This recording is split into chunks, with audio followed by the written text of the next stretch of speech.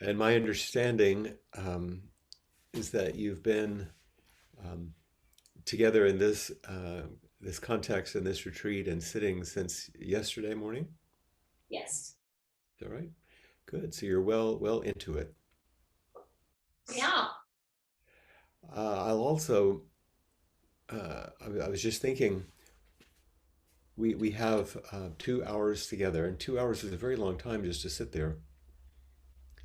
Um, and so maybe it would be a good idea if I speak just for a little bit and reflect on some of the things that I meant to reflect on and that um, Kate and David have encouraged. And then maybe we can take a short break so you can get up and walk around or um, take the other kind of personal breaks you might need. And of course, there's always, Tea. um, and then come back and then have some time for questions and discussion and real interaction, which is um, the blessing of being able to connect like this. Uh, so would that seem like a nice routine for us to Sounds engage? perfect. Okay, good, good. Um, I can feel as I see the room itself in the particular floor, uh, how much I long to be at Nunnington. We miss you. It's been a long time. Yeah. Uh, aside from hitting my head on the top of the doors, lovely to be there, but Forgive me just checking the technology. can you, Yes, it's okay. concerned about the volume? Yes, Yeah. it's fine. It's fine. It's okay, great. And if my voice fades, because sometimes I can get soft in my voice, just let me know. Aside from my strange accent, you know. I do want to say, in addition, to my joy in seeing all of you and the warm-heartedness that I feel having been at Nunnington several times and had the great spacious joy of walking at West Wittering Beach and some of the things that are so precious about that part of England. I just appreciate your generous invitation to be part of your special days here, and I appreciate your practice, which, from what I can tell in the description, is substantial in this retreat. I also, in a somewhat classic way, but wholeheartedly, I want to offer my gratitude for all of my teachers and those who have come before me, who have shared the Dharma in whatever way they have offered it, and without whom I would not be here with you today. I was walking one afternoon, and Tassajara, the monastery in California, which some of you probably have heard of, which was established out of the San Francisco Zen Center by Suzuki Roshi and his students in the late 60s, and became the first Zen monastery outside of East Asia, Japan, and China. And I was walking with the teacher who was leading the particular retreat that I was in at that time. It happened to be Reb Anderson. Some of you may know his name or have read some of his things. And out of that moment of gratitude, I said, "How could I repay you?" And he said, "Your continuous practice is your offering. Is the most important thing I could repay." And so, as I see you sitting there, um, I see this response. I see your offering, and that's very encouraging to me. And a retreat, a session, an intensive, whatever name you want to call it, is by its nature, a form of encouragement. Um, it may also feel like, and sometimes, as Joko Beck once said, a session is a manufactured crisis. Uh, so sometimes it can feel a bit like that. But the challenge and the teachings and the shared endeavor over time, close, almost shoulder to shoulder, hand to hand, is a form of deep encouragement. And having come to this place in the long arc of COVID, it's an amazing thing to see people sitting together. It's very encouraging to see you sitting actually in the same room. I look forward to that myself. I looked back over what David and Kate had sent out in preparation for the day. And as I looked over the highlights of the description, there were two segments that I really keyed on. There was a section that David called the schedule and form, and another one called context. And these are things that come in an email, which you may have skipped over or not even read. It's like you're looking to where you sign up and what you do and what time. But I think they're worth, pardon me, just a brief note because they form the context of what you're engaged in and also what I'd like to focus on a bit. There was an indication that what you were going to do would be comprised of zazen, kinhin, and some dharma events. We're sitting, walking, and some other activities like this one, a dharma event. And I trust that that's what you've been engaged in, a cycle of sitting and walking in the beautiful home and in the gardens there, and some of the activities you may have shared in some other ways. And another sentence said you were invited simply to follow the schedule completely. That sounds almost like just an ordinary sentence that you wouldn't pay much attention to. One of the first sessions that I participated in at the San Francisco Zen Center in a formal way, in robes, in a temple, one of the senior teachers, each of them was introducing themselves just a bit, like we've done here, to the students as we began. And the most senior teacher, it was her turn to speak, and she said to us, "Follow the schedule completely. Follow the schedule completely. Follow the schedule completely." That was her introduction.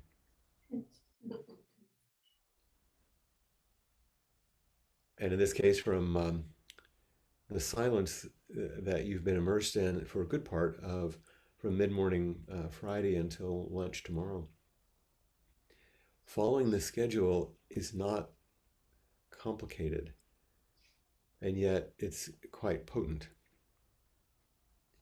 And the following sentence was, during the retreat, please do not leave the container that is Nunnington and its garden. The willingness to offer yourself to the container rather than the container that you normally use, which is personal preference and habitual and automatic behaviors and unexamined reactivities. All of the things that we live, the container we actually create and co-create and maintain and practice without much awareness. And I don't mean that in a negative sense. We just simply don't realize that we're actually practicing things. So to intentionally offer yourself to the schedule rather than your own rhythm, and to offer yourself to this container, which I'll say more about, which is the retreat itself, is not a small thing. Without focusing on some exotic practices or philosophical teachings or any of that, just those practical embodied things like you will be asked to turn off phones for the duration. Simple things. And finally, it was written, you will be invited to follow a number of forms during the retreat, which I'm reflecting on now, which all have their roots in the Zen tradition. Most of these forms will be familiar to you from our weekly Sangha meeting and online Zendo, and they will just be a little more so. I love that, David. They would just be a little more so. Um, Indeed, to hear a bell ring and to adjust your posture and come to sitting for 20 or 30 minutes, and to hear it ring again twice, indicating you're going to walk, and to walk, those things are familiar.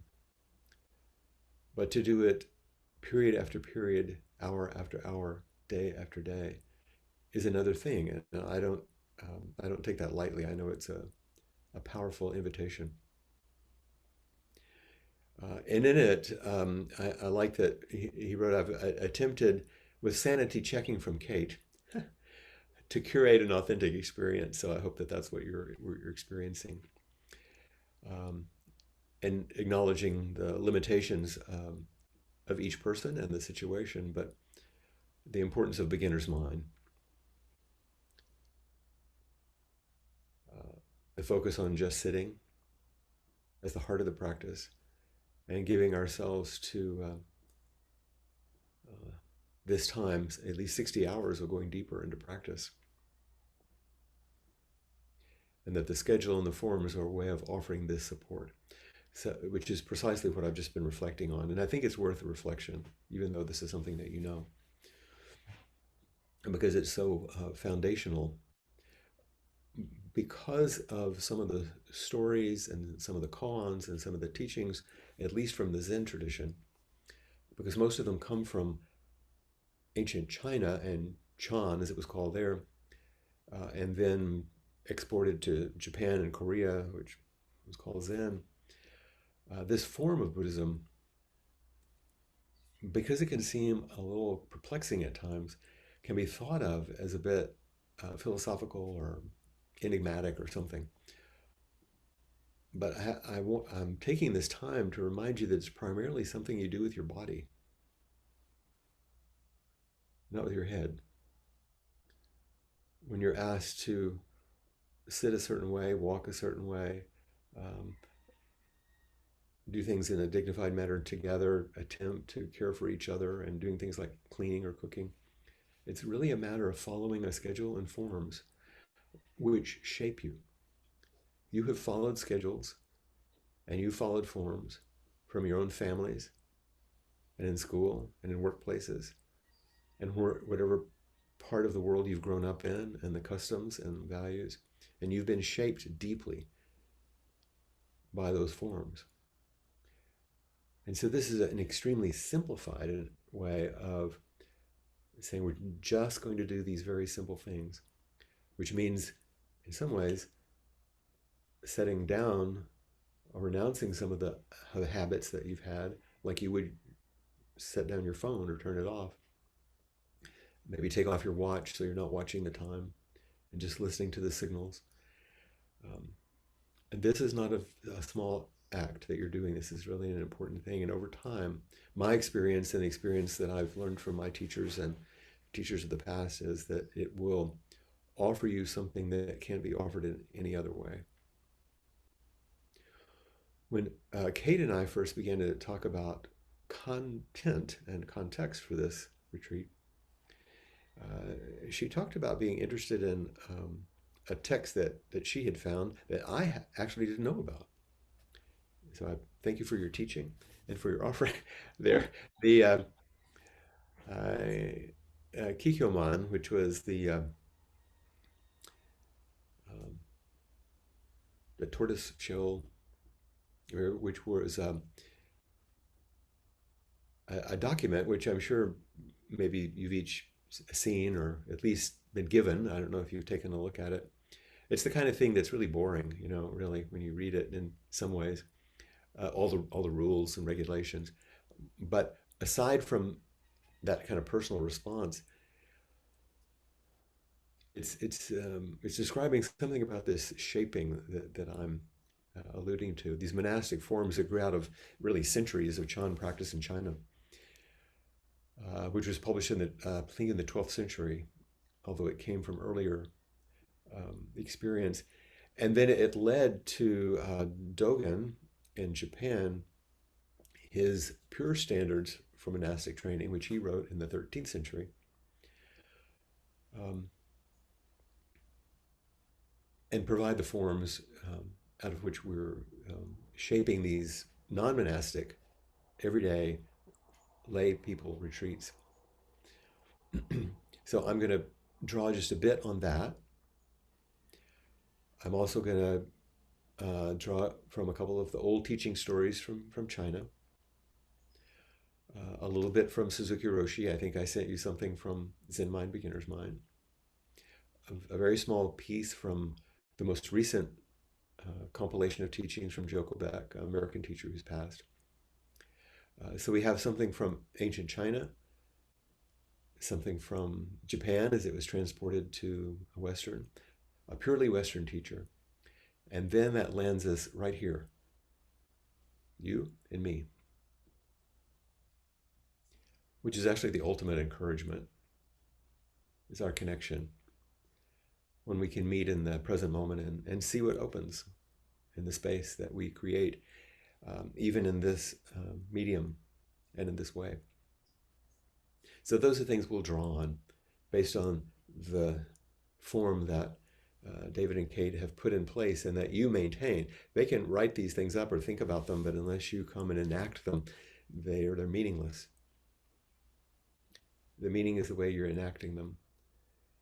And the teachings come through you to each other in that enacting. I want to say a couple of things about history and context, because if I didn't, David would be very disappointed. And he loves these things, and I won't say a lot, but I do want to say something because I know many of you come from various traditions. We all come from different traditions. I come from very um, uh, sort of old school Southern United States Christian tradition in my family. So that's in me, even though I'm expressing myself as a Zen person at the moment. And all of us have these kind of things. But I specifically want to talk about Buddhist practice for just a little bit of history, not much. Pardon me. And I can't go into this enough to do it justice, but I want to touch on it because it speaks to the kind of practice that we're engaged in. In India, where the young, Siddhartha Gautama came out of that culture and out of the practices of those days, which are primarily Hindu practices, there was no Buddhism, and in which he focused on the questions he had and apparently had some awakening around those questions. And then the transport of those teachings out of an Indian context in mind to China, which is quite different. Those cultures had very different conceptualizations of what it meant to be a person. And so I'm going to mention a few things about that. And in fact, if you're curious about one of the interesting sources, if you're interested, this little book by Peter Hershock, and David can help you with this, of course, because he has these things.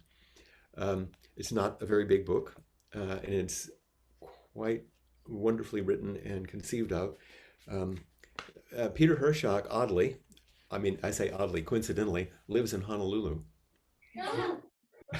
he he's an amazing man who works at the East-West Center in Honolulu, uh, which is involved in relationships between Japan and China and the United States and the Western world. But he's deeply trained in Buddhism and writes beautifully.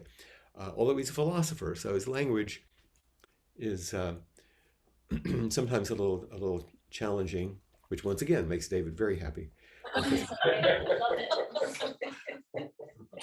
I I'm sorry, I like to pick on David because it's love. It's loving in this way. I'll give you an example. I'm going to read a tiny bit from this about this difference between India and China. And forgive me, I won't read long, but Peter says that the mainstream Indian conviction was that each person has a single permanent soul. So some of you know this. Um, the Chinese were inclined to allow that we are each a gathering of several kinds of spirits or subtle energy forms of energy that leave the body at death and return to their separate and proper places in the cosmos. But the Indians thought of an Atman, there's something that exists. The truth of a person is not, however, in the Chinese formulation, given in any one of these departing spirits or their shared essence. In other words, there's not some essence that goes out. Indeed, they can be seen as natural elements that help compose us, much as wood, metal, glue, and bone are elements in the composition of a guitar or a violin. It's just an expression of interdependence. Our true nature as persons consists of a unique body of relationships that can be nurtured, extended, and refined. And for the Chinese, being truly human is achieved through cultivating concretely lived, especially familial and social relationships. Suffering does not end through the release from every sort of binding intercourse with others, but with the realization of continuously correct relationships. Now that's a little complex there. The summary being, in India, human self-realization, awakening, and the end of suffering, the Buddha's question, meant release from all natural and social forms of relatedness. There was a final release from it all. In China, human self-realization and the end of suffering meant realizing exemplary skill in achieving and maintaining appropriate natural and human relationships. So it's a little polarity, one about release from this, and another that meant plunging into this. So they're quite different, using exactly the same teachings. And the ideals in practice showed up differently also as the arhat, the individual who would dedicate one's self to continued practice over time through the various jhanas, and finally a release from the cycle of rebirth. So it came out of the Hindu tradition, became a Buddhist, and it was a release. By the time it moved into China, mixed with Confucianism and Taoism and other things, the Bodhisattva was the ideal, which is the awakened individual practicing for the benefit of others here, not a release from. So that's simple. I know that's a little bit simplistic. There's much more to it, but it shapes how one approaches practice. None of this suggests that something's better or worse or right or wrong practice. It's not. I'm just saying there are cultural contexts which makes the practice show up differently. But knowing the difference in the cultures, even as you know differences in your own culture, it feels really different to be in the center of London or to be in the Lake District. It's the same country, roughly the same language, and all of that. And yet, you know. So knowing the difference in cultures in which, let alone the United States, I mean, goodness, you know, the cultures in which these things unfold helps us to understand the practices and why certain practices are emphasized in the way that they are. And how we can come to understand our practices and what you're doing together. And these are important things.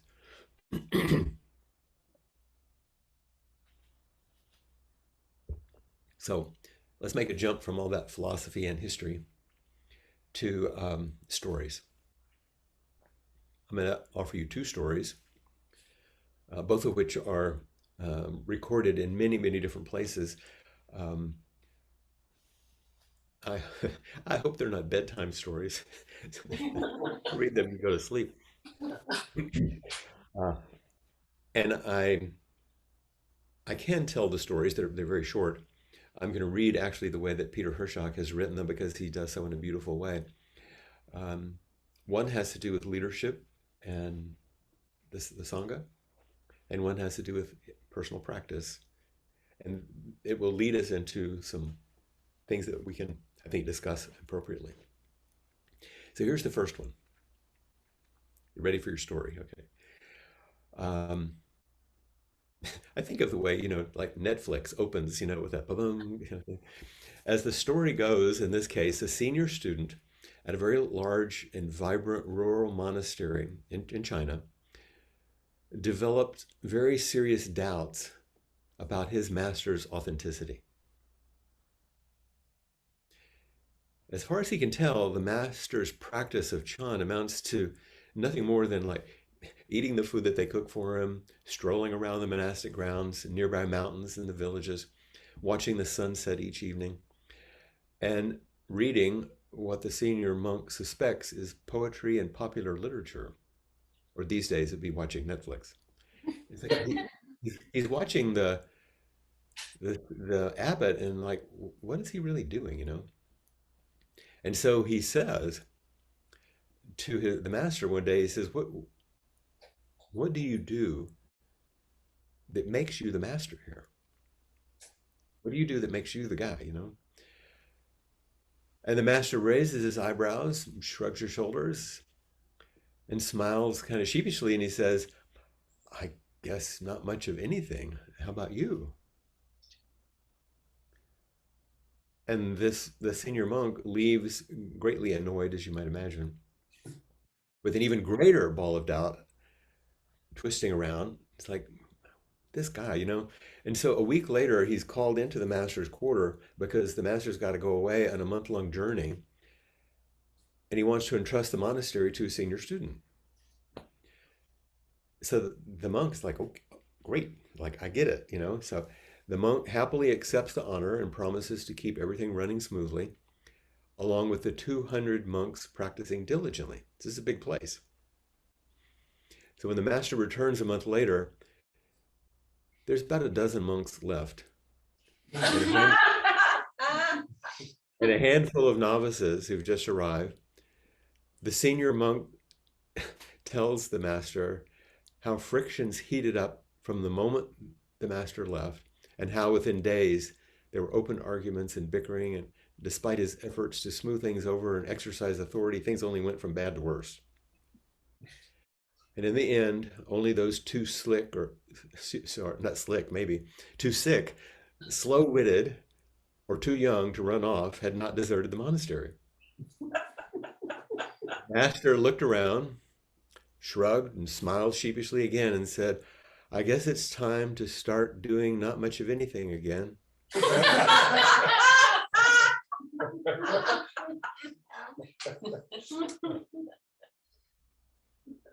It's a bit of a mystery. Peter Hershok um, reflects, he says, at bottom, the distinctive spirit of Chan practice rests on nothing more substantial than the readiness to perform everyday activities with unparalleled interactive genius, which he calls improvisational virtuosity, which I love that phrase. Practicing Chan is just demonstrating moment by moment a unique force, quality, and direction of relationship, the realization of liberating intimacy. So once again, it's a little bit of a dense, but he's saying the distinctive spirit of this practice is about engaging everyday activities fully and wholeheartedly with the sense of how it would help us accord with each other. Realizing the liberation that comes through the intimacy, not with just with each other, but with each thing. I really think that this should be required training for our senators and representatives in your parliament, don't you think? Should, this improvisational virtuosity, essentially, Chan and Zen practice is like a jazz musician who becomes so intimate with their um, instrument by doing ordinary, practical, playing their scales, doing very boring things over a lot because they're shaped by it, so that the intimacy with their instrument is so um, deep, and there's so much virtuosity in that that when someone plays a phrase, they can respond in such a way that music is created instead of disharmony or just noise. And that's how jazz is, and improvisation is created. But it has to do with doing very formal things so that you can do something not quite so formal, which is just live in some way. So that's one side, this sort of apparently doing nothing in terms of any great activity, but living in a way that calls people together and directs them toward what their deepest aspiration is. Here's another story. Another unhappy monk. They're the ones that teach us the most. So this monk had been practicing meditation in the monastery with great zeal and diligence for many years, but he still couldn't let go of his impediments to awakening, he thought. That was his idea. Any of you ever felt like that? Like I've tried and practiced and practiced, and I'm the same old person, you know? And thinking that the life of the monastery was distracting him, like all the work and all this kind of stuff, the things the other story was talking about, distracting him from penetrating the great matter of enlightenment. If he could just practice, you know, he decided to ask his master for permission to go off on a long solo retreat. If I could just get rid of all these other people and all these forms and all this stuff and actually practice, then I could wake up. So the master made a slow and deliberate show of considering this, and then he nodded, and the monk was sent to stay in a hermitage owned by an elderly widow, an acquaintance, and it might seem a long-time accomplice of the master.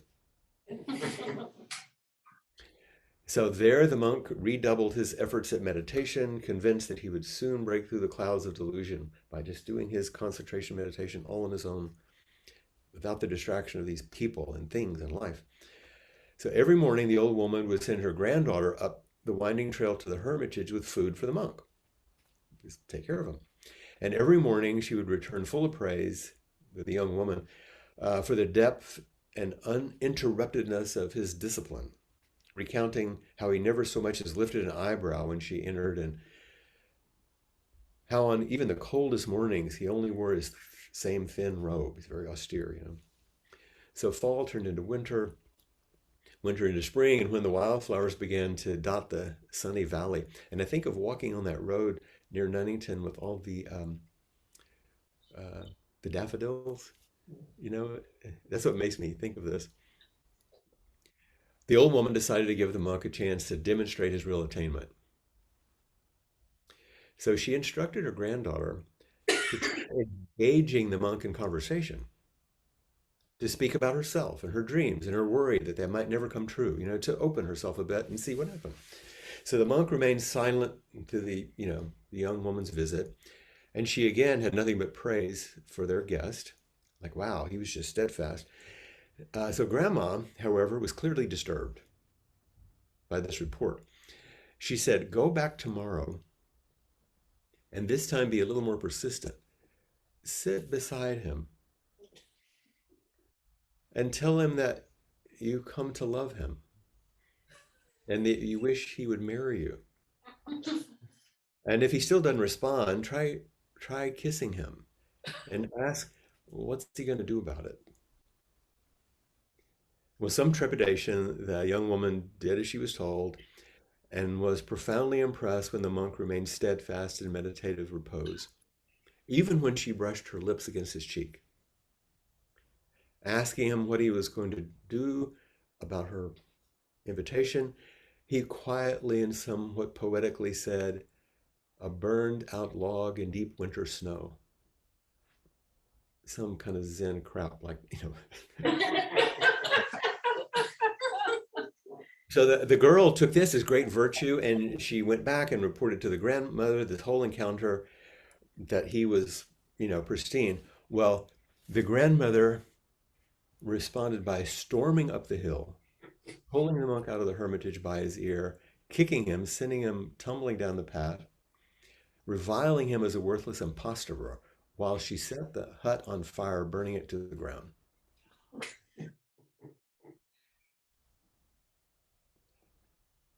Once again, here's Hirschach's commentary.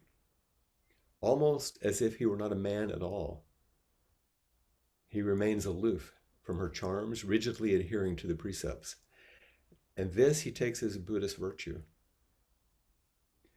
But in the old woman's eyes, this is simply a convenient story absolving the monk of the difficulties involved in really dealing with whatever comes in front of him.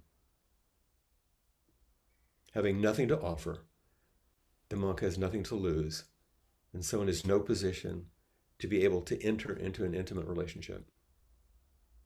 Far from being able to respond with virtuosity, we're talking about, he's only able to put her off, looking on the outside like a sincere Buddhist practitioner, but inside is desolate and bereft of real compassion as the sight of the burned down cottage.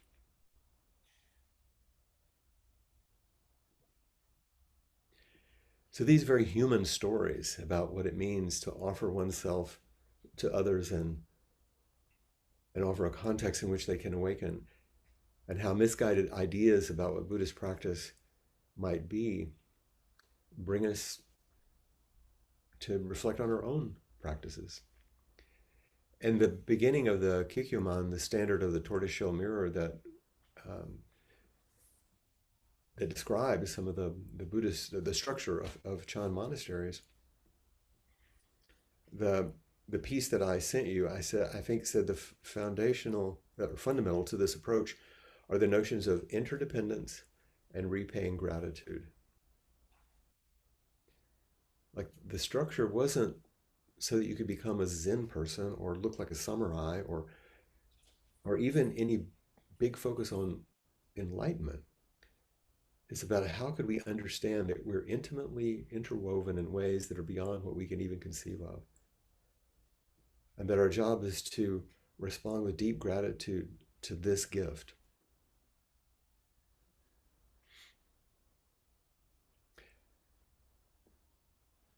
So read that way, our forms and our practices are about this virtuosity that has to do with relationships, about closeness.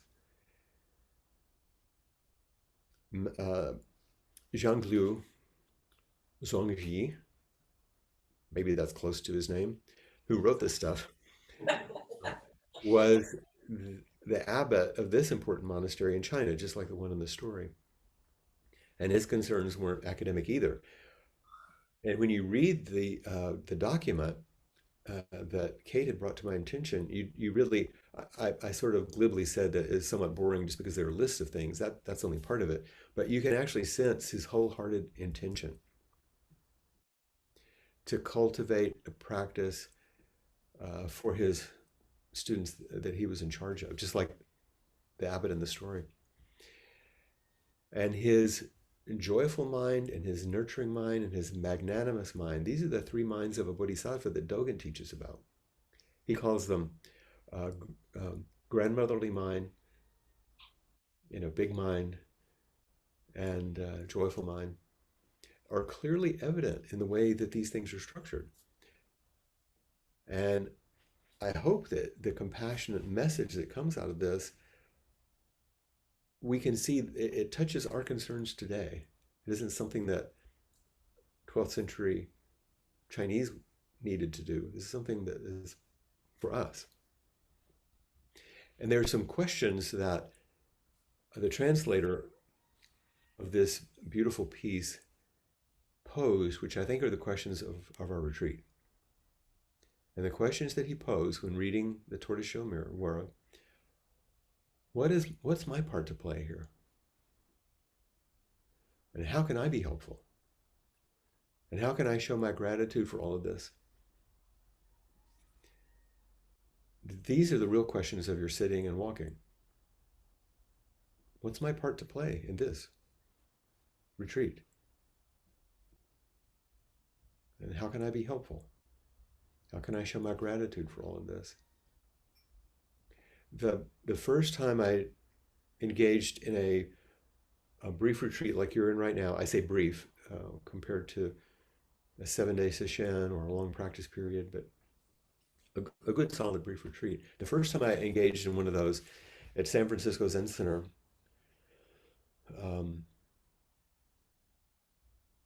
I was much younger and a bit in awe of the place. And, David has been there. He has a sense of both the ordinariness and the extraordinariness of the place and who has been there.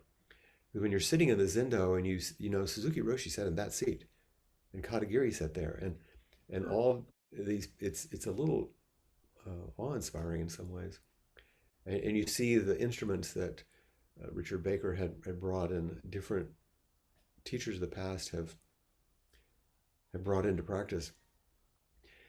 And I had thought about this place and how I could go visit, like David did as a guest student. And because I was a psychotherapist, I had a full practice. It was hard to leave, and I had family. And so in that first week of being a guest student, we had this 1-day sitting. And so I asked to visit with who I hope would be my teacher, Blanche Hartman. And I said to her, there's not a day that goes by in my ordinary life that I don't think about being here. Because I have a great longing for this practice and to be here and to follow this way. And I knew I was idealizing it, romanticizing it in some ways, but there's no accounting for falling in love. You have the feeling, And I said, and now that I'm here and I'm sitting in the Zendo, what comes to me is, what am I doing? Sitting here in this basement of this building in San Francisco. And I said, I'm so surprised that I have this strange feeling. Like, what am I doing? Because in my fantasies and my thoughts, it's all, but then when I'm actually sitting here, it's like, what? And she laughed a little bit. And she said, well, if you're not asking that question, you're probably not paying attention. These are the questions. She said, so go back to the Zendo and sit with just these questions. Ask yourself, what am I doing in this place? What am I doing sitting on this cushion? What am I doing engaging in this practice? And she paused for a moment and looked down, and she looked up right in my eyes and said, what am I doing in this life?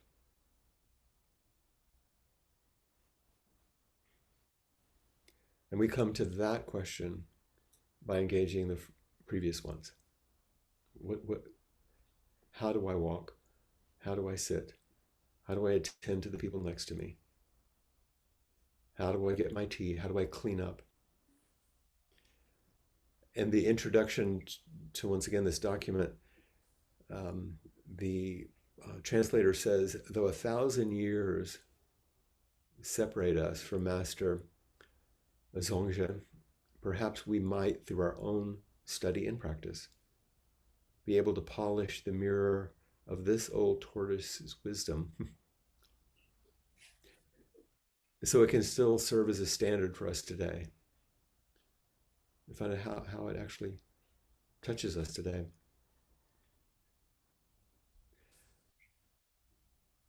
And sent you that one little section from Zen Mind, Beginner's Mind is a way to reflect on this question.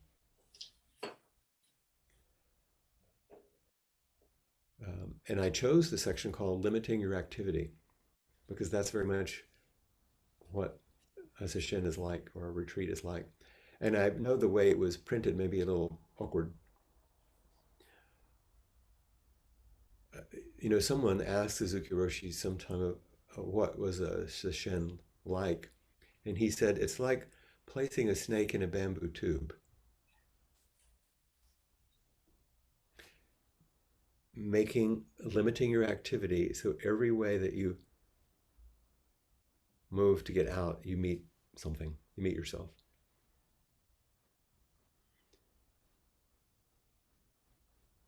The first sentence of that piece, I saw that Kate had pulled out her copy there. It says, read the first sentence, Kate. Not the excerpted piece, but the actual first sentence. In our practice, we have no particular purpose or goal, nor any special object of worship. In Whoa. this That's okay. Just stop right there. That's enough. It's like, what? So if we don't have any purpose or goal, or it's not a religion, we're worshiping something, what is this? So keep going. In this respect, our practice is somewhat different from the usual religious practices. Joshu, a great Chinese Zen master, said, "A clay Buddha cannot cross water.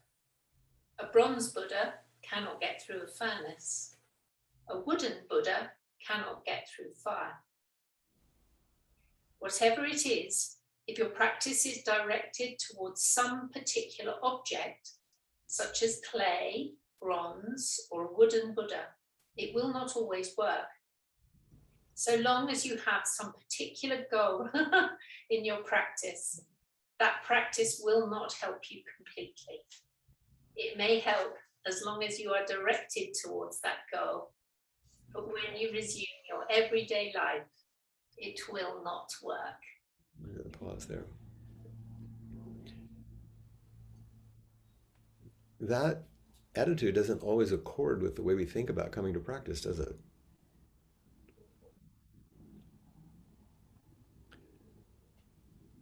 And is there someone else who has a copy of this, or would someone else like to read a little bit? Someone else wish to read? Very small.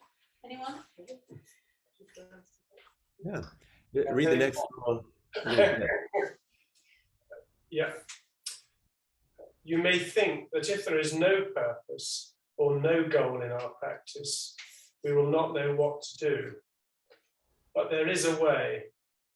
The way to practice without having any goal is to limit your activity or to be concentrated on what you're doing in this moment.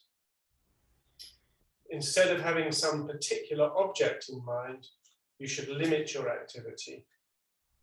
When your mind is wandering about elsewhere, you have no chance to express yourself. But if you limit your activity to what you can do just now, in this moment, then you can express fully your true nature, which is the universal Buddha nature. This is our way. Yes, you can just pause there for a moment.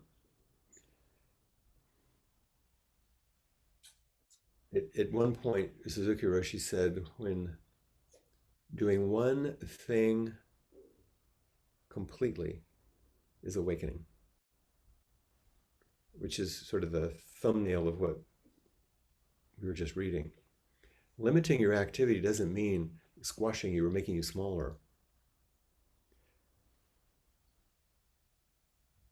It has to it's an invitation to invest fully in the moment and the activity that you're engaged in.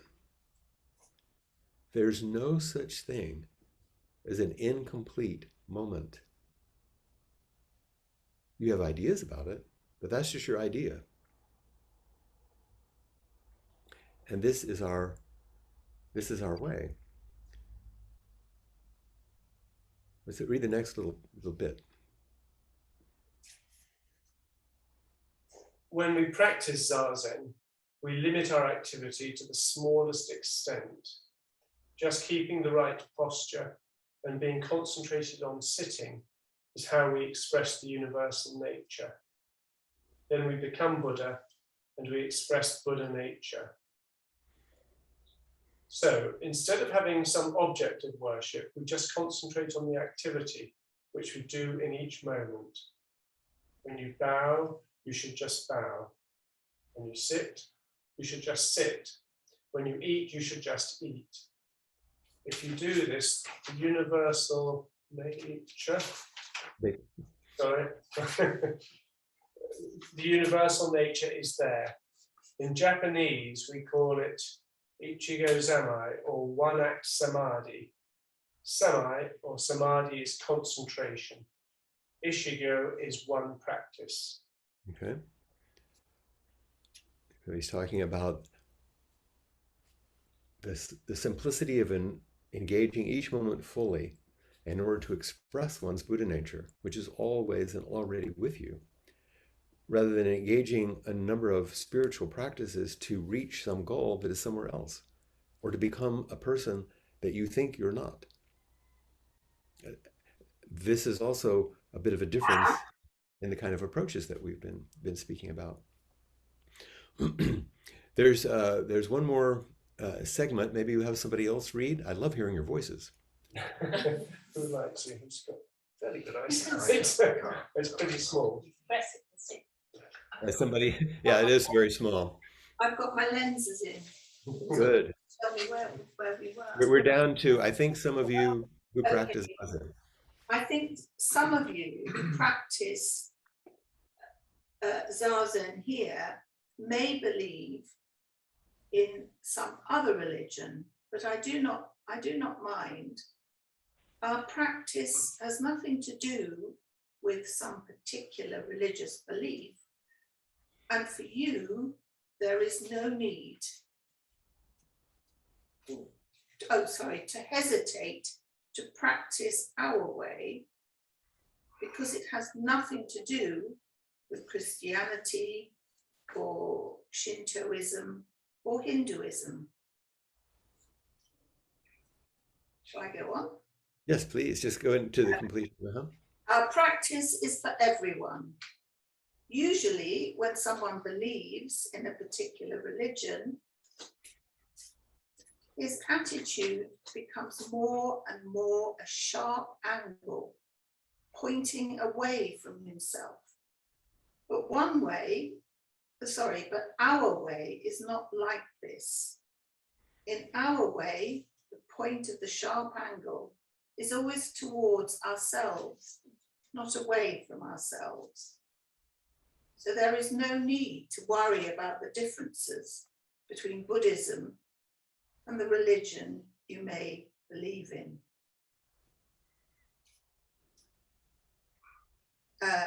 Joshua's statement about the different Buddhas concerns those who direct their practice towards some particular Buddha. One kind of Buddha will not serve your purpose completely. You will have to throw it away sometimes, or at least ignore it. But if you understand the secret of our practice, wherever you go, you yourself are boss. No matter what the situation, you cannot neglect Buddha, because you yourself are Buddha. Only this Buddha will help you completely.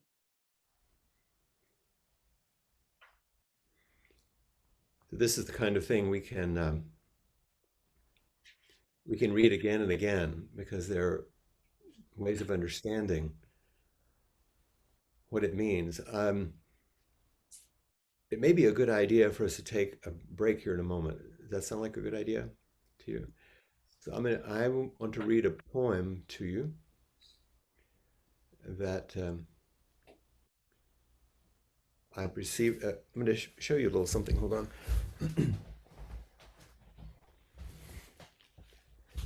I was just given a great gift this week. This lovely book. And one of my students in Austin, Texas, is a photographer and makes books. And some of you also know one of our Dharma sisters in the North, Trudy Johnson, who writes poetry. So this is a book of Trudy's poetry and Cassie's photography. And it says in the front, there's a whole story that goes with it. It was a great surprise. This is our co-created offering to honor our teacher, Flint Sparks, in the year of his Dharma transmission. So it's just a lovely, lovely kind of gift. Here's one of the poems, which will take us into our break. One of Trudy's poems.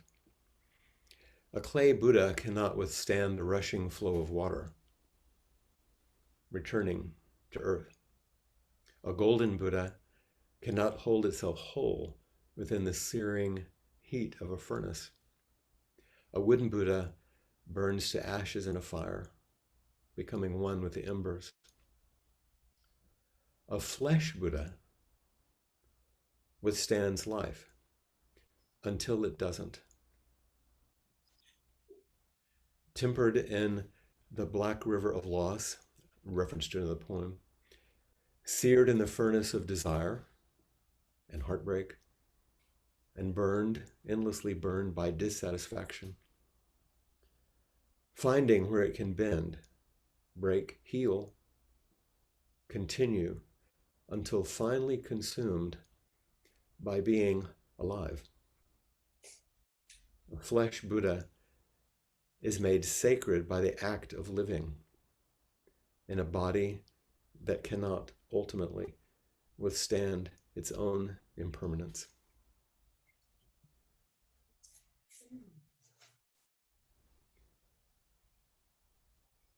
And I'll be happy to send you a copy if you like the poem. It's a because it references these old stories and it's right on the mark, I think, with where we are. Do you take your breaks in silence? I assume you might, but good. Because we've spoken about so much here. Let that settle. And how long should we have for our break or tea? Or do you have in the schedule? Do you have a particular amount of time that's good for you?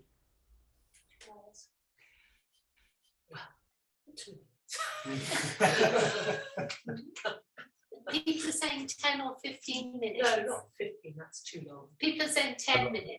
I'll tell you what, Sal. I'll say it like it actually works most of the time. Let's take a 10-minute break and come back in 15 minutes.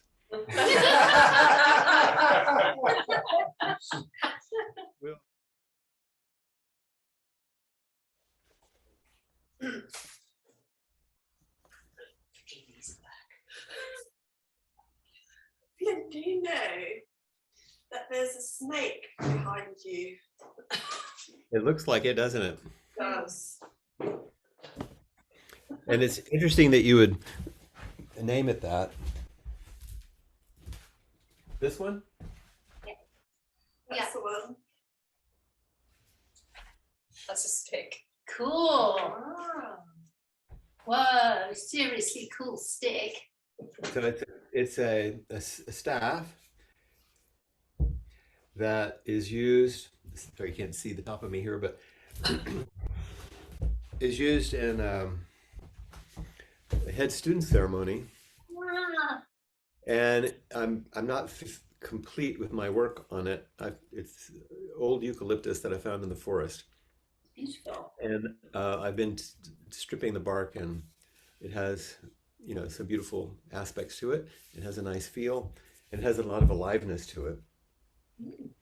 And in one of the scripted pieces of the ceremony, when the head student is talking about holding the staff, they say, "This staff 5 feet long, once a snake on Vulture Peak." Ah. transformed into the Udambara flower, became the 5 petals of Zen, and it's a whole thing. So, sure enough.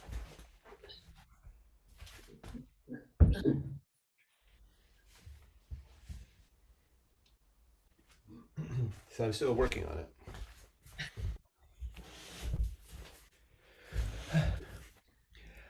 So we have some additional time for some discussion. And prior to that, I just wanted to sort of launch this time with that last very small piece from Joko Beck, which some of you may have in front of you, but if not, I'll just read. It's just a very small excerpted piece. And one of the wonderful things about Joko I found through her teachings and the little bit of time I got to spend with her in person is she, especially toward the end of her life, I think I would call her a fierce grandmother.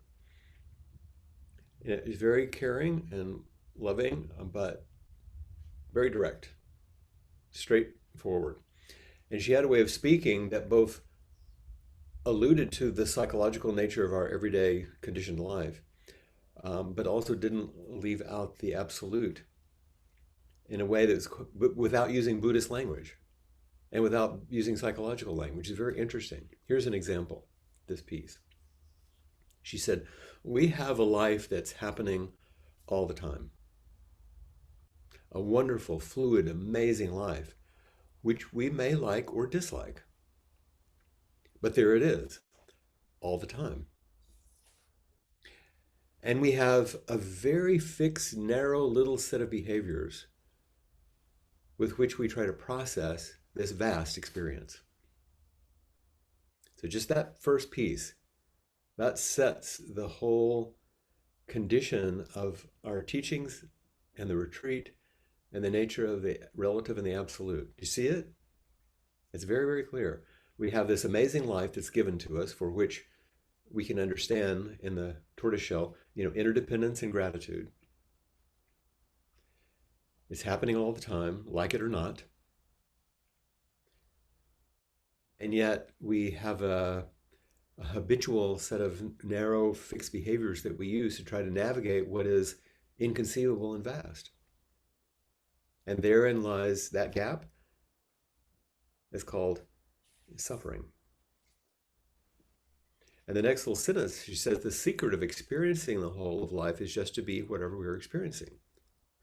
Just that, just to be whatever, which is much of what Suzuki Roshi and some of the other teachers were talking about in engaging fully in what you're doing in the moment, really.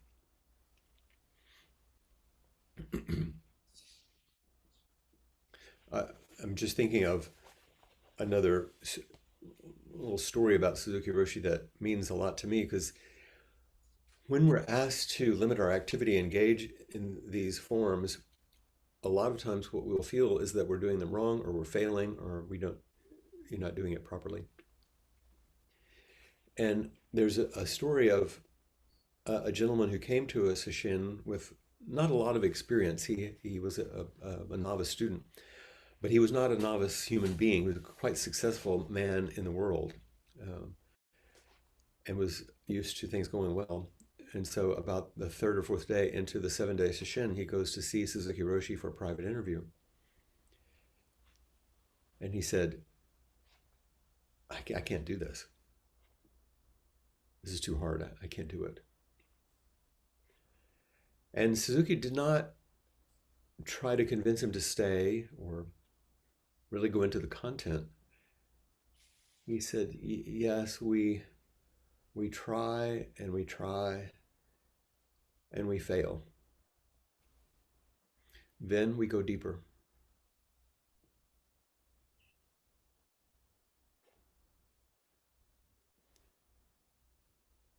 The last little bit, she writes, when we can let go of the thought-based personal desire for things to work out a particular way, for the first time, the pain that we feel begins to open up. And when it opens up, the feeling gets clear and quiet. And at the end, there's silence and wonder. Finally, there's there's nothing, just wonder. Underneath all of our difficulties, there is this well of silence, which is real wisdom. Whatever you want to call it, it's there. So she makes that turn, born out of, like the story, what one would call failure, which is simply limiting your activity by letting go of the way you think your life should go. And all of us have experienced this in many, many ways. Small ways where just a schedule doesn't work. Larger ways, you made redundant suddenly, you didn't expect it, or a child becomes ill, or even, God forbid, dies, which some of you are quite familiar with.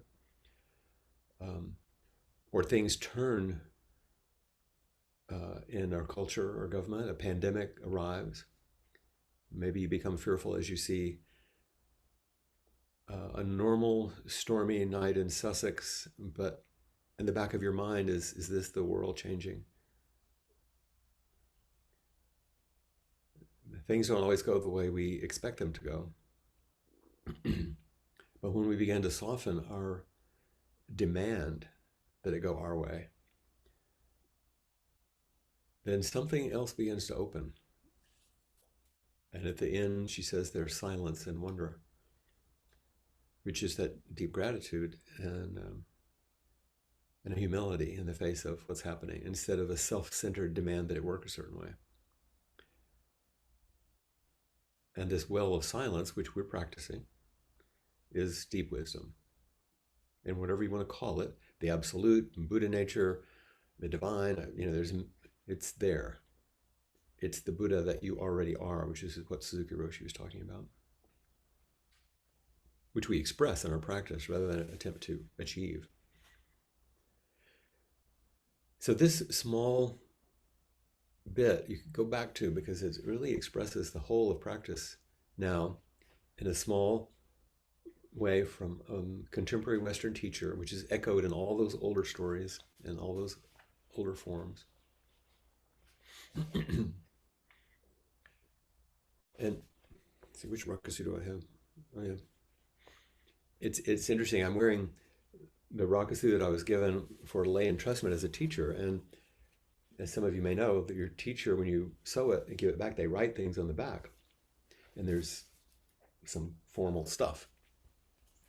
And this comes from an old koan. This is what was written on the back of mine by my teacher. So when I received it, I looked and thought, oh. And it speaks to a time in which two Dharma brothers, Yantu and Zuifeng, were on this mountain called Turtle Mountain in China, and they were snowed in because it was a storm. And one of them was really diligently practicing, and the other one was hanging out, smoking cigarettes, whatever, just kind of having whiskey, something. And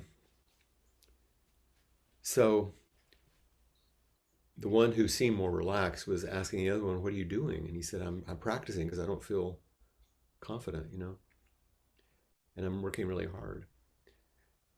And the other one says, on Turtle Mountain, Yantu says to Zuifeng, "What comes in through the gate is not the family treasure. What comes in through the gate of the senses, the mind, is not what we're looking for. What comes in, it's Joko. When you let go of your thought-based personal desire, what comes in through the gate is not the family treasure. Hereafter, if you want to help people, let it flow forth from your heart to cover heaven and earth." At this, Zuifeng danced around the hut and exclaimed to Yantu, "Today, Turtle Mountain woke up." So it's this, what does it mean to face all of our habits that we've practiced and offer ourselves to these practices in the limited activity and learn more about this well of silence and stillness which is the source of wisdom? And how does that help us support and care for each other? So what are what are your questions? Remember the essential questions from um, the text about what's my part to play here? How can I be helpful? How can I show my gratitude? But you must have questions. So let's engage those for a bit. This is the this is the rare thing we get to do.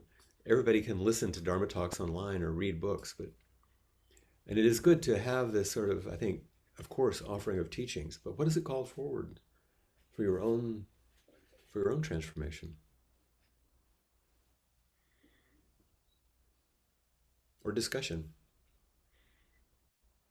Maybe something you've read or seen or heard today that you just want to clarify or that you want to challenge. Can I ask a question? Yes. Hi, my name's Tony.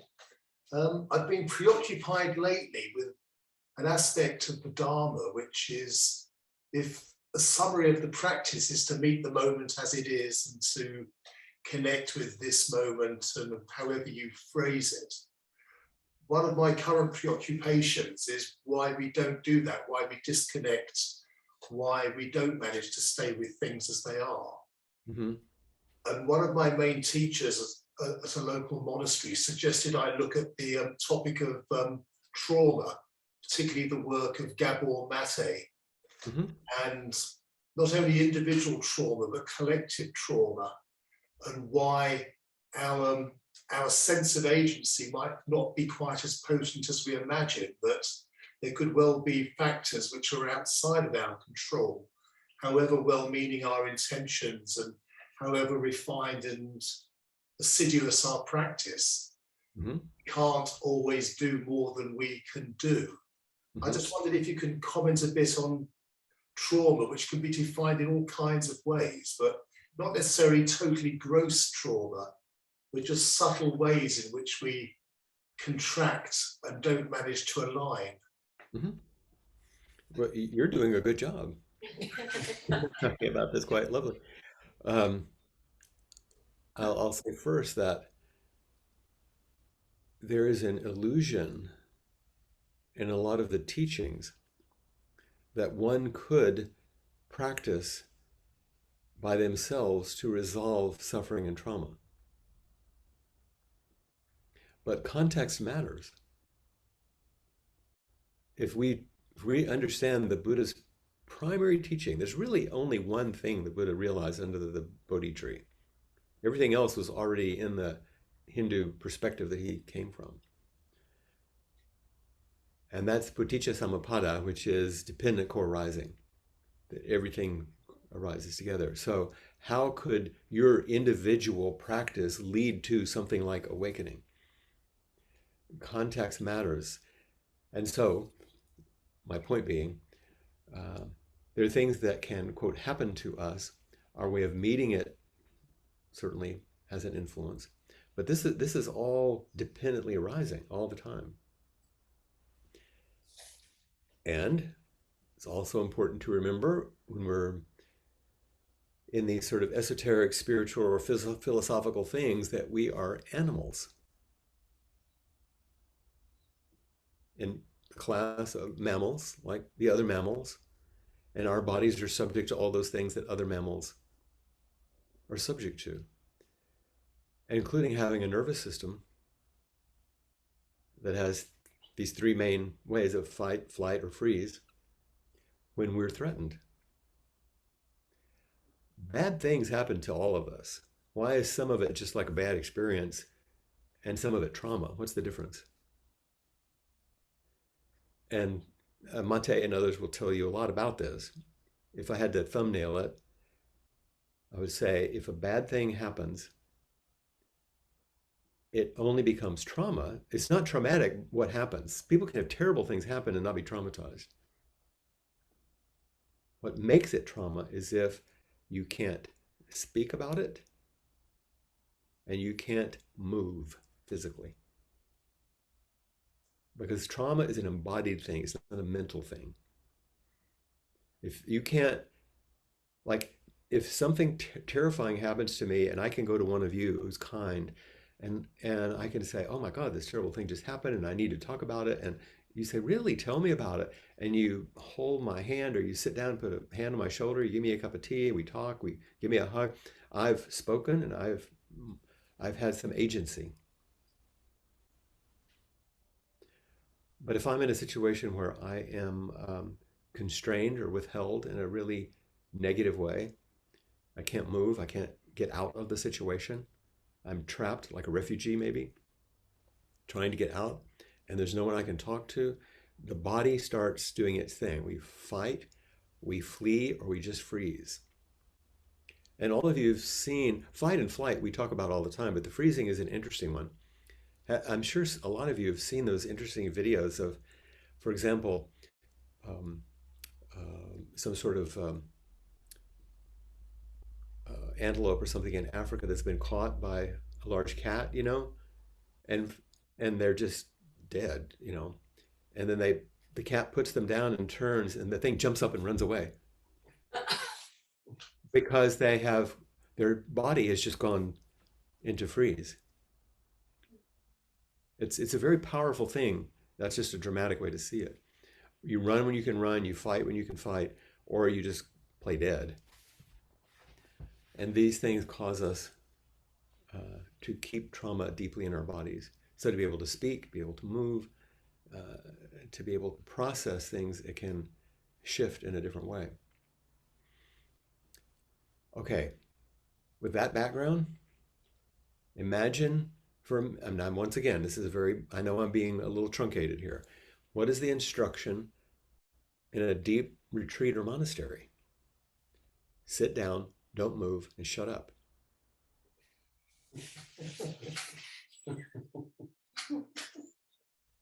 So what if you're carrying trauma? And you go to your teacher deeply disturbed and deeply dysregulated, and they say, practice harder. It's torturous and violent. And so to understand trauma, like you're asking, Tony, is really crucial in these kind of environments. So for example, I'll have a student sometime who is activated by old trauma that they've carried with them in their body into the retreat. And to have them sit longer in silence is excruciating and re-traumatizing. And so I ask them to go help in the kitchen or take more walks, do things where they can engage with others and they can move their body, and then sit for only short periods of time until they can recalibrate. And maybe there's other things they need to do, but you get the drift, what I'm saying. And I wanted to make this point because it's often not talked about. And when you're doing a classical retreat like you're doing with a lot of sitting in silence, that it can touch deep, deep places. That's why my teachings often, and you've seen this, engage what I call growing up and waking up. Because as a psychotherapist, I've worked with people who are tremendously insightful, and they made big changes in their psychotherapy. And without a non-dual practice, they end up in endless cycles of self-reflection and self-identification and self-help that they can never get out of. Because that's what they always turn back to. What's wrong? What can I fix? And so they have no non-dual practice to step further. Then I've spent time in temples and monasteries where I see people who understand the Dharma, can teach it beautifully, engage the forms gorgeously, and they sit and all this stuff comes up and they have no idea what to do with it. And to sit more is not helpful. But if you put these two things together, the insight born out of self-study and non-dual practices that helps us step even beyond our conditioned self, and both are required, then you have the growing up and waking up, the double helix of maturity, what it means to flower as a human being. So that's a longer answer than you probably wanted, but it was an entree to setting a larger context. And did I touch on what you were interested in, or did I miss it completely? No, It's a beautiful, very rich answer, which I will reflect on and listen to again. And it's a huge topic. I mean, I don't particularly want to take up any more time because I'm very British. But it's just fine because it touches on some essential aspects of practice. And it's encouraging when you have a monastic saying you might want to check into the research on trauma. That's a good sign. Uh, because it's a skillful means. In Buddhism we call these things upaya. What are the skillful means? And there are skillful means that are available to us now that weren't available in 11th century China. And so good, we should use them. There are things now we didn't have in the past, like, I don't know, vaccines, we could use. So. Other questions or concerns? Yes. Okay. I'm almost scared to ask my question after that because it's not Good. quite as erudite. We did some work yesterday on intention. What is my intention? We looked at your piece that you did years ago that's on Vimeo. Oh yeah, David said that you had played one of my talks on intention, I think, or something. And we started to look at what is my intention? What is my practice? And something that came out of it, we just shared afterwards the sort of keywords from our self-reflection. And something that came out of it for me was the importance of Sangha. And how for different reasons it is extremely important for many of us.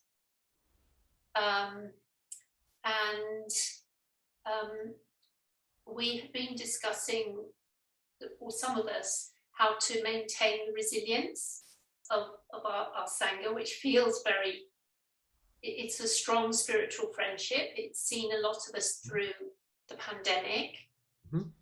Anyone who disagrees can hit me. It's a real gift, isn't it? It's been, well, and I can't speak personally, it's been an amazing gift. And I suddenly realized I've been thinking about this a lot. What can I do to make us more resilient? What is my purpose? And then today, we were having coffee, and as always, I go to ask a question, and in your talk, you've already sort of answered it. We were having coffee, and I took Rob's cup because he'd finished at the same time, and I was in the kitchen, and I was washing up his cup, and I was doing it really carefully, and not banging it down on the tray, which you had done the previous time. And suddenly I thought, this is what I can do to keep resilience, rather than coming up with a master plan with David, what are we going to do for resilience? It was in that moment. So yeah, it was going to be a question, and then it became a statement. But you're enacting a very, very important personal reflection in community with others. You're not sitting alone thinking about this in the garden. No. Well, so that enactment is the very thing that you just were asking about. When people hear what concerns you and what's important to you, now they know something more intimate about you. They know how to care for you. And you're speaking about ways in which you can care for things and people around you. So you're enacting and inviting resilience by speaking about resilience. If you want to assist the Sangha in being more resilient, then be more resilient yourself and invite it. Someone asked Sasaki Roshi, an important teacher from the previous century, from the 20th century, came to him and said, I'm really discouraged. What should I do? And he said, encourage others.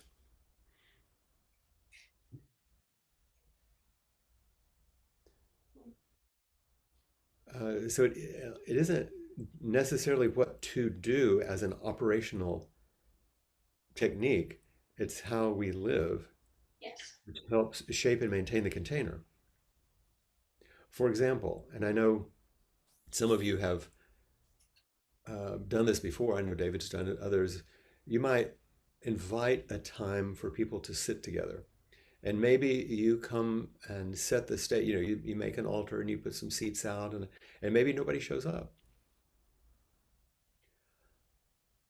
And the way to build resilience in the Sangha is to go ahead and sit and do what you intended to do, even if nobody's there, over and over and over.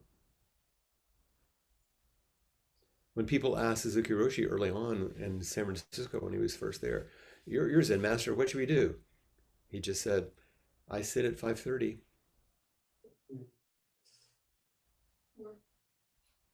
He didn't give them teachings. He didn't act like, he just said, I sit at 5:30 in the morning. You're welcome to join me. And everything flowed from that.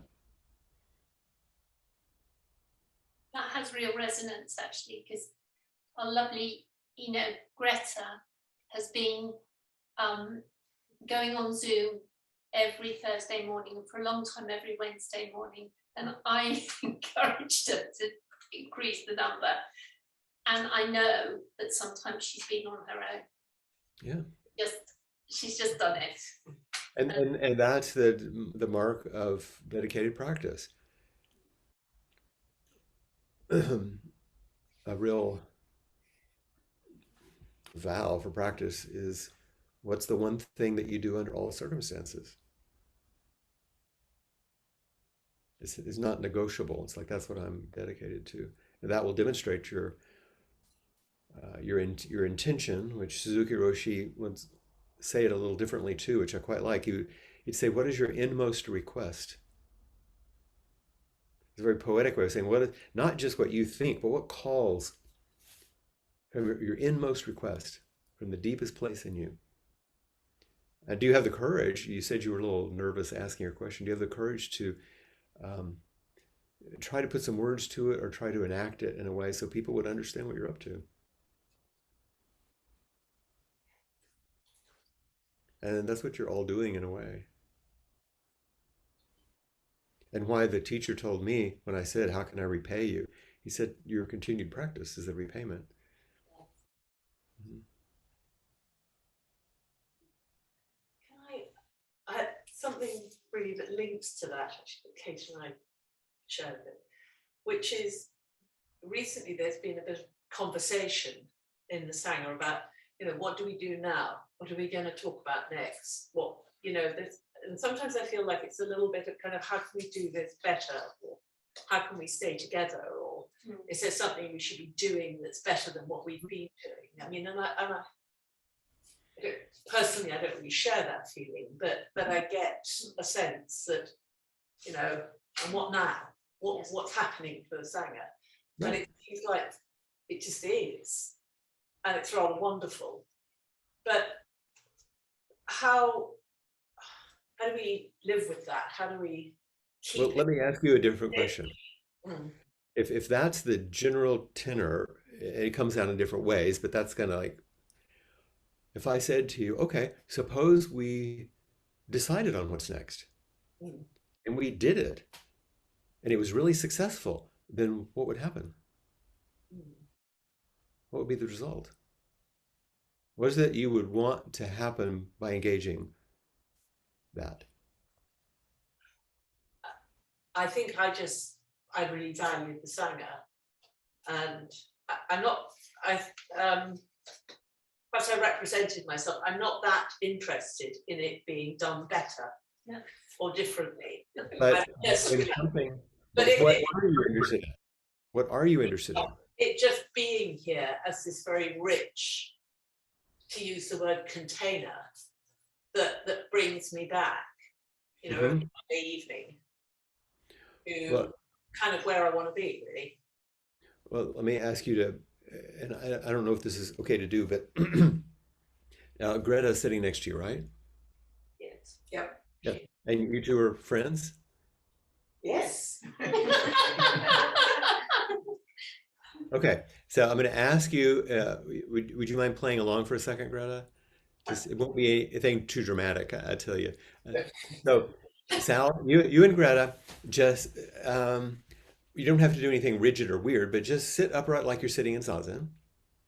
So it's not casual, you're just kind of sitting there. And now, ever so slightly, lean toward each other gently until your arms touch. Arms or palms? Arms, just shoulder, just lean against each other just the tiniest bit, and just keep sitting. What's the difference in the sensation of right now? What would you say, Sal? Warmth and connection. And So you feel that physicality. yeah, Is your mind any different as you do this? Is your heart different? When you just looked at each other, what happened? it's What a about you, connection, Brad? isn't it? It's what? It's a connection. Right. Yeah, I hope I speak for Sal as well.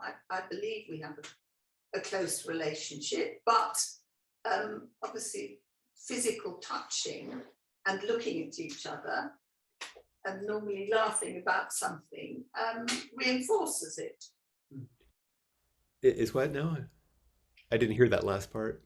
It reinforces the relationship. Okay. And so now stay apart and just what lingers? Well, in your heart, you've still got the relationship. Mm. Yeah. You don't need to be continually Mhm. physically in the presence of somebody that. Right. That's Sangha. Yeah. How do we carry each other in our hearts? Not romantic, sentimental stuff. I don't mean that. I mean in this way that's a little harder to talk about. We're just enacting some things because it opens something, it warms something up. And that's what we all want. And maybe you've heard me say this before, but it's worth. You know that from a psychological position, the research on secure attachment, deep connectedness with infinite is the single most robust predictor of mental and physical health in human beings that there is. All that stuff is very, very crucial. I've worked in hospice and oncology care for a long time. And at the end, most people say to me something like, some version of was I loved well or did I love? Everything else falls away. Well, if love is the most important thing in the beginning, and it's the most important thing at the end, probably a good thing to focus on in the middle. But that word is a hard one for us because we throw so many things on it. So in some ways, the Dharma is about what is that really? And how do we enact it in ways that are about the ordinary, the deepest longing that we all have is we want to be loved and cared for, met deeply, especially if we have trauma, We want to be able to, and then we meet another person and we get freaked out. It's also our greatest fear. Our greatest fear and our greatest longing are the same thing, is intimacy, which is what our practice is about. Not intimacy as in like relational closeness all the time. That's the way you just enacted it. But intimacy with everything. That's mindfulness. Meet each thing as it is. Not leaning in too far. That's grasping, not pulling away. That's aversion. Not getting all confused. That's delusion. Actually meeting. And whenever we do this, we're kind of reminding ourselves, oh, it's just like meets like. Oh, yeah. The relative and the absolute. Just.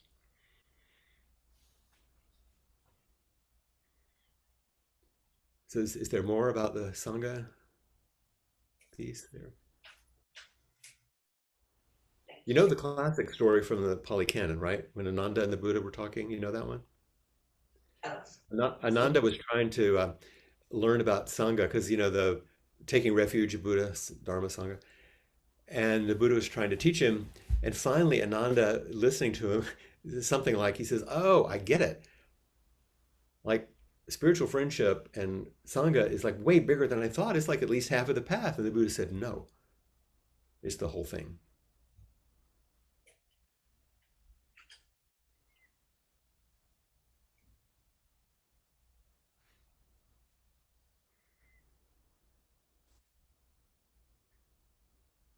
And so you stumble along, do your best, reach out to different teachers and different traditions like you have. I'm just one of them. The things that you read. And then you have dedicated people like David and Kate, and each of you, all of you have been dedicated for many years, I know, together to help hold together something because it offers you something. And because it feels good to offer it to others. Not because it makes you a better person, it's just like a vitamin or something. It's just natural.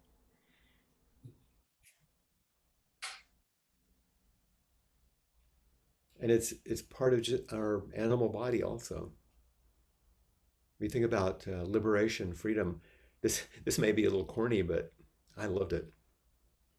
Um, I'm going back to Africa, David. Here, there was a picture of a video I saw of a place in which they would take in and rehabilitate, primates that had been injured or had lost their parents or something. Usual. It's not an uncommon thing. And this one video I was watching is they were releasing a chimp back into the forest after they'd been rehabilitated. And so they open the cage, the chimp jumps out, and then hangs around with the people and goes around to every single person and gives them a hug before, with some trepidation, decides to head into the forest. So this is in our bodies, This is what it means to care for and be cared for, care for others. And it isn't just, like I said, sentimental, emotionality. It's necessary in our bodies.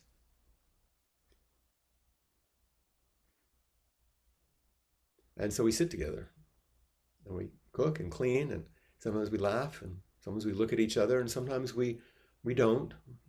We just keep our container to feel what it's like to rest in that space of deep, mindful, clear care. There's when I was at San Francisco Zen Center on one of those first trips when I was still learning, I was also quite dedicated and maybe foolish. I don't know, but I wanted to sit more than the people were sitting. It wasn't during a session, it was just during a regular week. We sit in the mornings, in the evening. And I was going to go sit in the Zendo during the day on my own, just a little bit. And so I'm in this big Zendo that holds, like 60 or 80 people, all by myself, sitting there facing the wall. And I hear someone entering the room real quietly, but you could feel it and hear it. And so I don't turn around or do anything because I'm sitting zazen. I just sit there. And then I see in my peripheral vision that this person has come and is bowing to the seat next to me because that's the form. And they bow away. Then they get up on the ton and they sit. So here's a giant room, and this person comes and sits right next to me. And I sit there, and then at some point, I think we finally together somehow decide that maybe, so we bow, we turn, we keep the form, walk together out, and I see, oh, it's Ishio Fujita, this major Zen guy from Japan, teaching me not the sort of, I don't know about you guys, but the American thing of like give people their space. No, sit next to them and support them. Sit right next to them so they know that they're being held up by your practice. It was a profound moment. He could have sat anywhere in that place, like, oh, I don't want to bother this guy. I'll sit. No, sit next to them so they can feel you supporting them. That's your practice, not for you.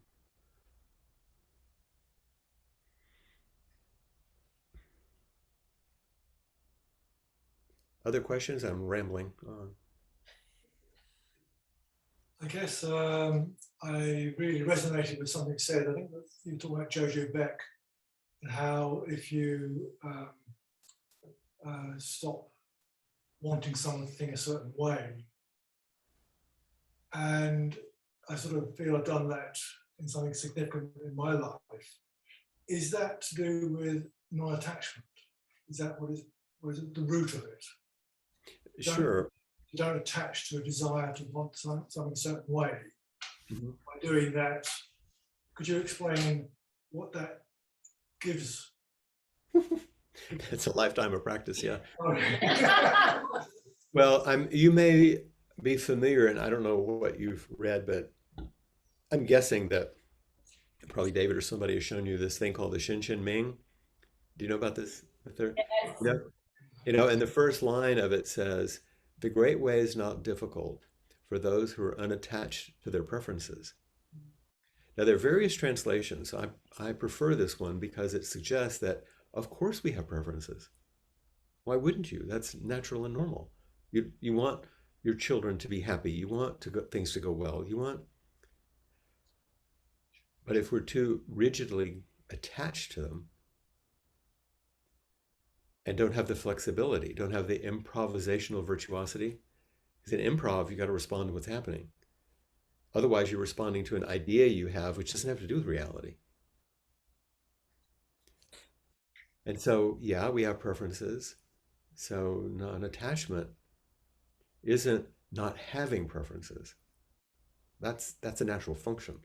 It's not being so attached to them that we're only okay if we get it our way. That's like the normal sort of Western way. I've actually had kind of an interesting turn in my own practice recently. And I realize part of it is because I'm extremely privileged.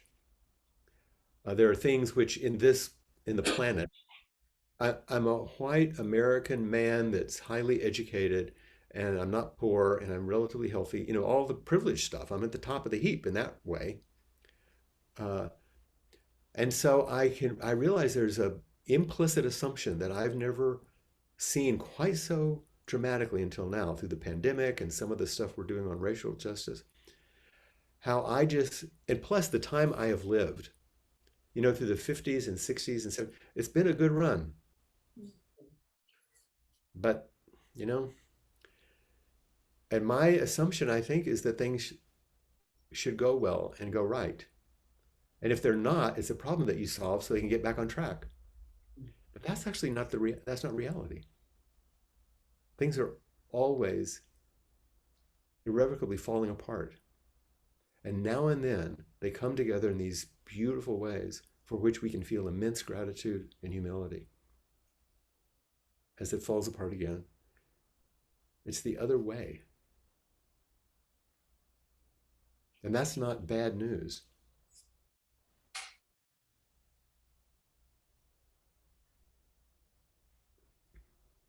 Does that make any sense at all, what I'm saying? Yeah. One of the lines in the Shin Shin Ming says, "Don't keep searching for the truth. Just let go of your opinions."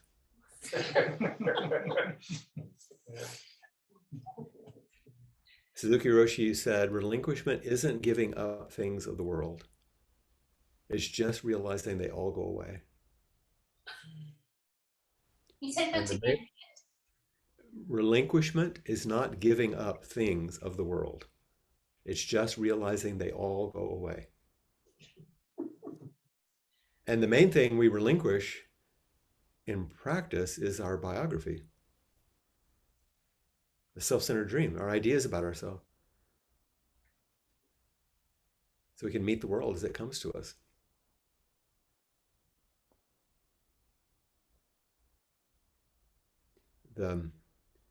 I know I'm giving you a lot of quotations here, but it's interesting wisdom that we've gotten from other teachers. The American translator and teacher, Stephen Mitchell, said, with a little glib kind of tongue-in-cheek thing in the beginning, he said, "It's not all that hard to get enlightened." He said, "What's hard is to continually give up our sense of the world so the world can come to us with its vast pitiless, loving intelligence. It's not all that hard to wake up to I see what's going on. What's hard is to continually give up our sense of the world so the world can come to us as it is. With this vast, pitiless, loving intelligence. Interesting combination, huh?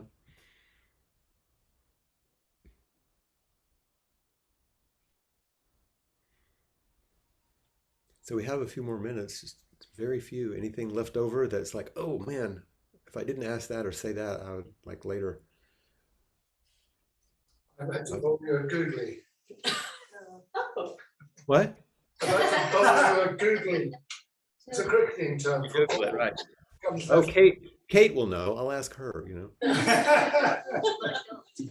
There's almost a fifth bodhisattva vow, which says something like, the planet is burning, I vow to put it out. And we see it in the pandemic, we see it in climate change, we see it a little bit in Brexit and the breakup of the European settlement after the war. We're of that age where we now have a children's generation where they're beginning to doubt whether they should have children. Yeah. Because it's so crap, the prospects are so crap. Yeah. So my question really isn't to say, Flint, can you fix it for us, or can you tell us what to do? What are you picking up? What are you hearing? How are people coping with it? I know you're in contact with other scientists, places around the world. With the How are people with the sort of sense of how the world's coming to us nowadays. Yeah. How are they coping? Yes, not despairing. Poorly. Right. I mean, like the rest of us, really, it's we see, for example, I think is this not dissimilar in your country, this extreme divide, you know, more and more division, which I think comes out of what I call this compound, I call it terror rage. Terror rage. People are terrified. And they are so angry, partly to cover the terror, and partly because they can't believe what's happening. And it just makes them more frightened because they're more separated. Because remember, Sangha is about the leaning in, but people are leaning out, away, and then splintering off. And there's more terror, then there's more rage. You think about what's happening, you know, with climate. It's like nobody wants to really say, because it's too. I had one of my colleagues who's a teacher and a priest. We were talking, and she said, I've been thinking, what am I doing anymore? What am I supposed to, what's my function? And she said, I'll tell you, this is kind of not very pleasant to say, but I really deeply and appreciate understanding now my function. And there's a fancy word that's in this, but she said, oh, I realize my job is to warmly and compassionately walk everyone toward the end of the Anthropocene. To the end of the human experiment on Earth. Now that sounds a little dramatic, but you know, maybe not. So I don't want to end on that.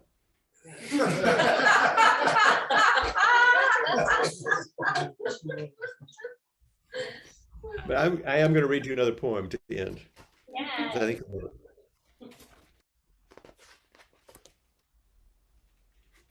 the title of it is, How Do You Know the World Loves You?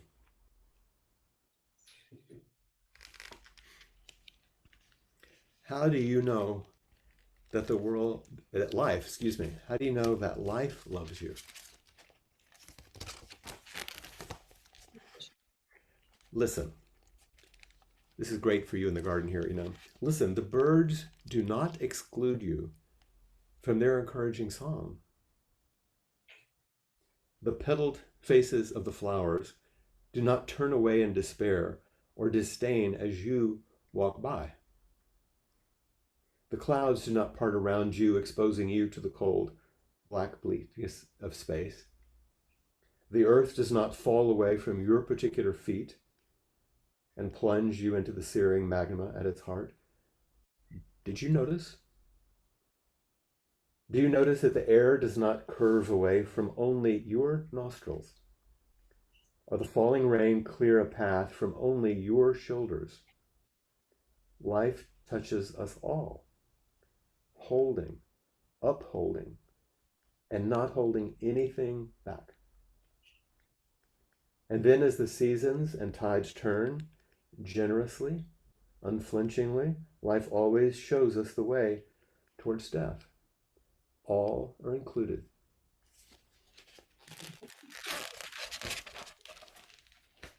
So a little different take on that.